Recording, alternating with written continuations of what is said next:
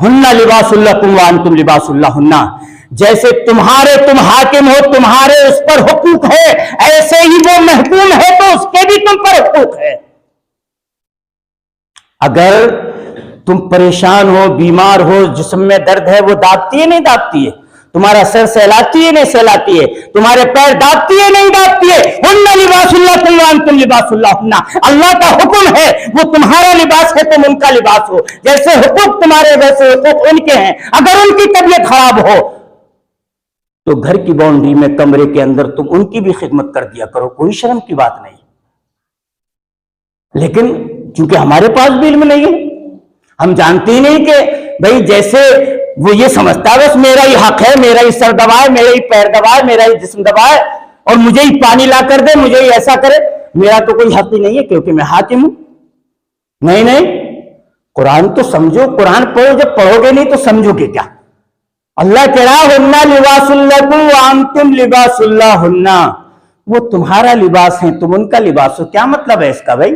جیسے حقوق تمہارے ہیں ویسے ہی حقوق ان کے بھی ہیں، جیسے وہ تمہارے علاج معالجے کے لیے پریشان رہتی ہیں، اگر ان کو کوئی کسی طریقے کی پریشانی ہے تو تمہیں بھی حاکم وقت پریشان ہونا چاہیے، ان کا علاج معالجہ ٹریٹمنٹ صحیح طریقے سے کرانا چاہیے، اور اگر ہاتھ سے بھی خدمت کرنے کا معاملہ آ جائے تو یہ آیت ہی بتا رہی ہے کہ اس کا حق ہے کہ اس کے سر سہلا دو، اس کے پیر دبا دو، اس کا جسم دبا دو، یہ حق ہے۔ تم تو یہ سمجھ رہے ہو یہ مولانا کیا بک رہے ہیں، کیونکہ تمہارے پاس علم نہیں ہے، علم نہیں ہے۔ اچھا، اس کا دوسرا مطلب یہ ہے کہ تمہارا وہ لباس ہے، تم ان کا لباس ہو۔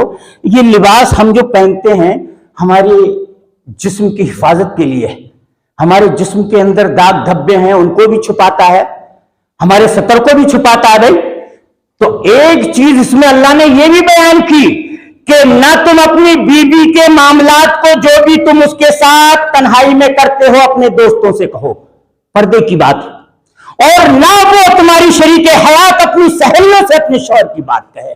لیکن بڑا پیچیدہ مسئلہ ہے، ایسی باتیں سننے میں آتی ہیں، دوست احباب سے ساری باتیں جو ہے اپنی بیوی کی پردے کی راز کی ساری باتیں کرتے ہیں، اور وہ نالائق لڑکی بھی اپنے شوہر کی ساری باتیں اپنی سہیلیوں سے کرتی ہے۔ لا حول ولا قوت الا باللہ، اللہ اس قوم کو ہدایت نصیب فرمائے۔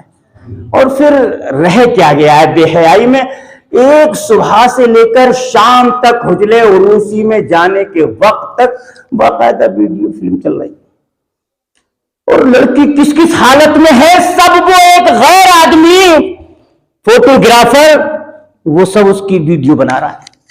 کہاں چلی گئی تمہاری غیرت؟ کہاں ہے تمہارا ایمان؟